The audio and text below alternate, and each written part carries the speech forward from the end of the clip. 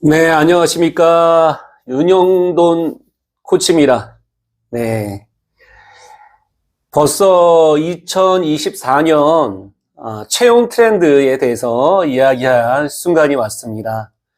그동안 벌써 2000년서부터 책을 냈으니까 2020년, 그리고 2021년, 2022년, 2023년, 2024년이네요. 벌써 5년째 채용 트렌드를 연구하고 있는 윤코치입니다. 윤코치 연구소에서는 코로나서부터 지금까지 어떻게 보면 이 채용의 전반에 대한 트렌드를 연구해 왔습니다. 기존에 트렌드 코리아에서 하는 소비자 트렌드라는 게 있고요. 그리고 라이프 트렌드, 디지털 트렌드, 여러 트렌드에 대한 책들이 쏟아지고 있습니다. 반면에 많은 책들이 나오다가 사라져 버렸어요. 그럼에도 불구하고 채용 트렌드는 2024년까지 살아남는 그 힘은 어디에 있는가라는 것을 오늘 알려드리도록 하겠습니다.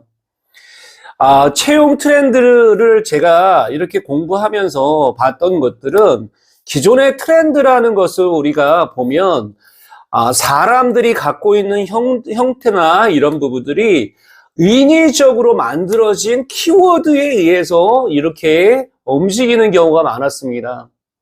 예를 들어서 여러 가지 키워드를 우리나라가 만드는 거죠. 이렇게 여러 사람들이.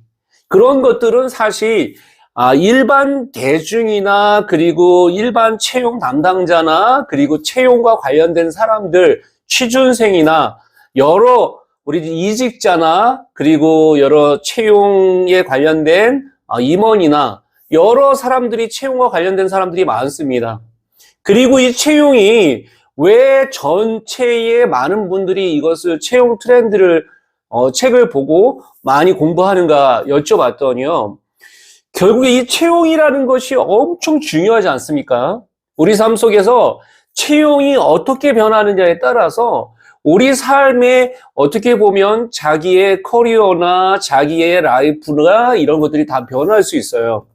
그래서 우리는 채용 트렌드를 공부해야 된다는 말씀을 꼭 드리고 싶습니다. 오늘 처음 공개합니다.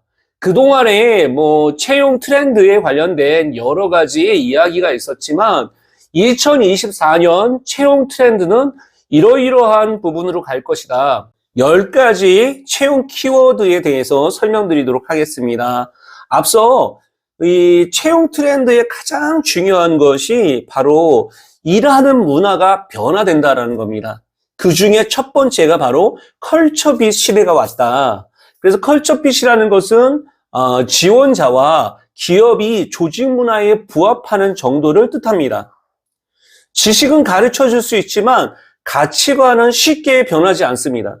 그래서 컬처핏이란 우리가 컬처핏 인터뷰라는 것도 하고 있습니다. 그래서 지원자가 기업의 조직 문화와 얼마큼 잘 맞는지를 의미하고 그 기업이 추구하는 방향이나 그리고 채용 대상자들의 적합성을 보는 면접을 의미합니다. 채용이 조직 문화를 만들게 된다는 것을 우리가 생각해 볼 필요가 있습니다. 이제는 AI가 사람을 채용하는 AI 채용의 시대가 왔습니다. GPT 부분입니다. 이 챗GPT 중에서도 이 자소서하고 면접이 챗GPT로 자소서를 쓰고 교정하는 취업 준비생들이나 그리고 취업을 준비하는 이직자들이 많아지고 있습니다. 우리가 이 챗과 이 생성 AI 같은 경우가 많은 부분들이 대기업이나 우리가 기업에서도 많이 활용되고 있습니다. 우리나라에서도 지금 많이 개발돼 가지고 여러분들 잘 아시는 네이버나 SK에서도 지금 개발해 가지고 챗GPT와 비슷한 프로그램들을 개발해서 지금 진행하고 있습니다. 제가 크로바 X를 좀 써봤는데 크로바 X도 예를 들어서 맛집 찾는 거나 이런 것들은 굉장히 좋더라고요. 그런 측면에서도 좋고요. 그리고 우리가 취업을 준비할 때 회사에 대해서 우리가 물어보거나 그러면 오히려 이런 한국화된 챗GPT가 훨씬 더 효과적일 수도 있겠다라는 생각을 좀 해봤습니다. 그 다음에 중요한 것은 이제는 시대가 옛날에 중요한 팀장이나 임원들이나 나이 많은 사람들이 면접을 하는 시대가 지나고요. 지금은 MZ 세대가 면접을 하는 시대가 왔다는 겁니다. 옛날엔 팀장 이상의 면접관에서 지금은 MZ 면접관으로 바뀌고 있습니다.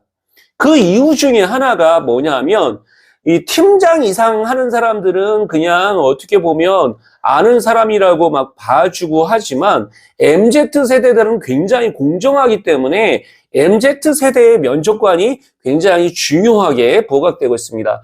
얼마 전에 제가 강의했던 면접관 교육에서도 MZ 면접단이라는 걸 만들었더라고요. 근데 단지 신입사원들만 채용할 때 쓰는 것이 아니라 우리가 면접을 해서 임원 승진할 때도 이 MZ 면접단이 한다고 할 정도로 이제는 공정성에 대한 것은 MZ 세대가 훨씬 더 뛰어나다라는 것을 인정받고 있다. 그래서 이제는 직원을 채용하는 것도 더 이상 기존 잣대로 인재를 평가하기가 어렵다는 반증으로 20대, 30대의 면접관을 투입하는 방법으로 바뀌고 있다는 것을 여러분이 기억하셔야 되겠습니다. 네 번째는 다이렉트 소싱이라는 말을 좀 기억하셔야 돼요. 옛날에는 헤드헌터들을 우리가 많이 사용했었죠. 그런데 이제 기업에서는 헤드헌터의 필요성이 점점점 줄어들고 있어요. 자체 인재를 직접 채용하고 하려고 하는 경우가 많습니다. 그러다 보니까 다이렉트 소싱은 회사에 맞는 인재를 공개 모집하는 것이 아닌 회사에 직접 찾아 적극적으로 채용하는 방법을 뜻합니다.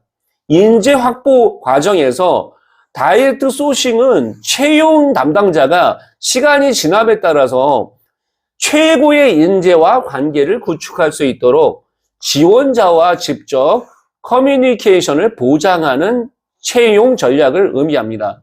표면적으로는 기업이 제3의 헤드헌터를 모집하는 대신에 자체 인재를 찾고 채용하는 방식으로 합니다. 우리가 넥슨이라는 회사에서는 채용 영입팀이 생길 정도로 이렇게 지금 다이렉트 소싱을 많이 하기 시작했다라는 말씀을 드릴 수 있습니다.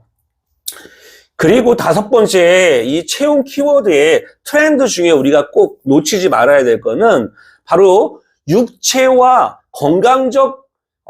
정신적 건강의 조화를 통하는 직업 만족도를 높이는 부분으로 가고 있습니다.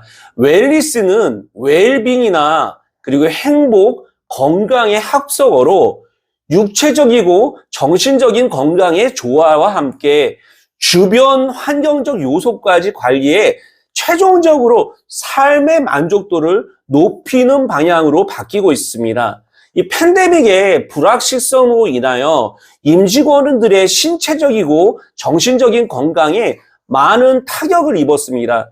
그래서 기업 조직 문화는 임직원들이 일하는 기계가 아닌 사람으로서 존중해야 된다라는 그런 인식으로 바뀌고 있습니다. 그래서 우리가 피플팀이라는 부분으로 바뀐 거죠.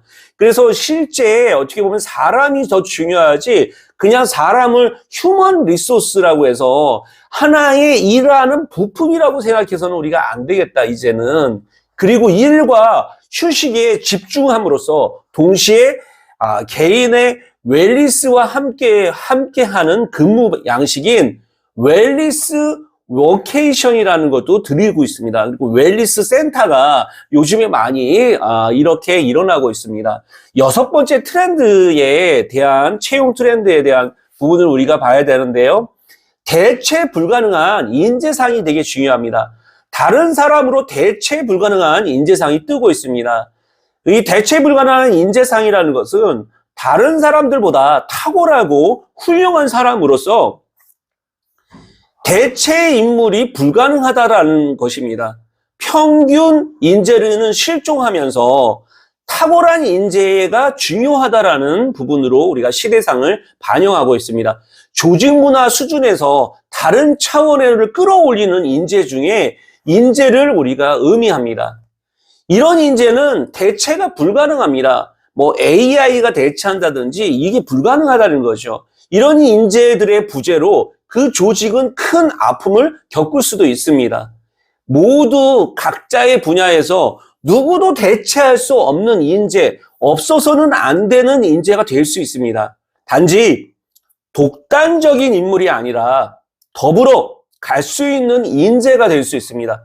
회사는 리스크를 줄이기 위해서 회사 안에서 개인의 자신의 경력을 향상시킬 수 있도록 노력하고 있습니다. 7번째 꼭 기억하셔야 될 게 직원 리텐션 전략입니다. 퇴사가 보편화되고 있고 이직이라는 부분이 대이직의 시대다라고 할 정도로 지금 바뀌고 있다는 거죠. 그래서 이제는 회사를 지키는 이 인재를 유지하는 것이 되게 중요했다. 직원의 이직률이 줄이기 위한 정책이나 프로그램을 굉장히 우리가 발휘하는 것이 회사의 미래를 어떻게 보면 짊어지고 있다라고 볼 수 있습니다. 그래서 퇴사자를 붙잡고 핵심 인재를 유지하지 않으면 안 되는 시대가 왔다라는 말씀을 드릴 수 있습니다. 채용 시장에서 직원의 리텐션 전략은 직원을 유지하는 능력이 중단 없이 높은 수준에서 운영할 수 있는 능력이 중대한 영향을 미치기 때문입니다. 자, 8번째 여러분들이 꼭 기억하셔야 될 게 DEI 채용입니다. DEI라는 것이 뭐냐? 다양성, 그리고 형평성, 포용성을 채용까지도 확대되고 있습니다. 그래서 여러분들이 이런 부분들이 DEI라고 우리가 이야기를 하고 있는 거죠. 그래서 조직 문화를 개선하는 것을 의미합니다. 표준 500대 기업의 부분들을 보면 대부분 DEI를 받아들이고요. 그리고 경영 환경이 좋아질 때까지 기다리지 않고 선제적으로 다양성을 확대시키고 포용하고 그리고 균형성이나 이 포용성을 중요시하는 부분으로 DEI가 하나의 부분이 됐습니다. 우리나라에도 지금 다정한 조직이 결국에 성공한다라는 부분인데 이 다정한 조직이 DEI를 잘 접목시킨 조직이라고 볼 수 있겠습니다. 9가지 여러분들이 꼭 기억하셔야 될 게 바로 마이크로 코칭의 확산입니다. 무작정 지시하던 방식은 이제 먹히지가 않는 거죠. CR도 안 먹힌다라고 우리가 이야기합니다. 이 밑에 있는 MZ 세대나 이 Z세대의 부분들은 실제 마이크로 코칭을 굉장히 중요시하고 있습니다. 그래서 그냥 이 건성으로 알려주거나 이 포멀하게 알려줘가지고는 잘 못합니다. 디테일하게 알려줘야지만 가능합니다. 옛날에 중요한 게 여러분들 마이크로 티칭이라고 해가지고 어떻게 보면 이게 꼼꼼하게 수업 내용을 우리가 티칭했던 방식이 있습니다. 이것처럼 이 마이크로 코칭이라는 것도 우리가 어떻게 보면 시간을 5분 단위의 부분들을 들어보고 하나하나 세밀하게 봐주지 않으면 이제 성장하기가 어렵다. 그래서 오히려 아주 디테일하게 관찰자가 그런 부분들을 관찰하고 분석하여 이 개선을 도움을 줘서 아주 이 어떻게 보면 미시적인 부분들을 피드백을 주는 거죠. 그래서 이때 중요한 것은 바로 최근에는 미세한 관찰 그리고 사소한 질문도 아주 거대한 파워풀 퀘션 이런 게 중요한 게 아니라 이 사소한 질문 그리고 미모한 이 피드백 이 마이크로 트렌드가 이 지속될 전망입니다. 그리고 우리가 10번째는 이 요일드 시대가 왔다고 합니다. 이 젊고 주체적인 삶을 지향하는 시니어들이 등장하고 있다는 거죠. 그래서 영과 올드를 합쳐서 요일드라고 우리가 볼 수 있습니다. 은퇴 후에 하고 싶은 일을 능동적으로 찾아 도전하며 삶의 질을 높이기 위해서 노력하는 50대, 70대 요 사이를 우리가 바로 요일드 시대라고 합니다. 경제적 여유를 기반으로 자기 자신이나 가족보다는 이 자기 자신에게 투자할 줄 알고 나이에 연연하지 않고 삶을 주체적으로 살아가는 사람들을 우리가 의미합니다. 젊은이처럼 디지털 환경에도 익숙하고요. 그리고 다양한 활동을 하는 사람들이고요. 그리고 이분들은 또 청춘이나 어린 어른의 지혜를 아우를 수 있는 그런 사람들이라고 볼 수 있겠습니다. 이제 채용 문화는 점점 바뀌고 있다. 5년 동안 제가 이걸 쓰면서 정말 허리도 아팠고요. 굉장히 힘든 부분들이 많았습니다. 이제는 일하는 방식이 중요한 것이 아니라 일하는 문화가 중요해지고 있다. 그래서 뛰어난 조직의 비법은 개방적이고 솔직한 피드백들이 많이 있는 곳, 그런 회사들이 많이 변하고 있다. 그리고 조직 문화를 변화시키기 위해서는 채용을 잘하면 됩니다. 이 채용을 잘하면 그 채용 안에서 조직 문화에 잘 맞는 사람을 뽑는 거죠. 우리가 조직 문화에서 맞는 사람을 뽑을 때 컬처핏이라는 부분은 왜곡되는 경우가 많습니다. 그냥 맥주 한 잔 마시고 그냥 분위기 좋은 것이 컬처핏이 아닙니다. 중요한 거는 그 회사가 지향하는 가치관과 비전과 미션, 그런 문화적인 토대를 잘 맞을 수 있는 그런 컬처핏이 맞는 사람, 그런 사람을 뽑는 것이 바로 채용이 조직의 변화를 이끄는 과정이다라는 말씀을 꼭 드리고 싶습니다. 여러분들, 윤코치 연구소는 20년 동안 조직 문화서부터 채용까지, 그리고 리더십, 그리고 많은 부분들을 가르치고 있습니다. 특히 윤코치 연구소에서는 가장 중요한 것은 두 가지 부분의 축이 있습니다. 하나는 비즈니스의 코칭과 비즈니스 라이팅 쪽으로 많이 특화되어 있습니다. 그리고 또 한쪽의 부분은 우리가 커리어 코칭, 이런 부분들을 우리가 해오고 있습니다. 여러분 끝까지 구독, 좋아요, 그리고 댓글 좀 달아주시면 여러분들 이거에 대한 후속도 또 올리도록 하겠습니다. 끝까지 경청해 주셔서 감사합니다.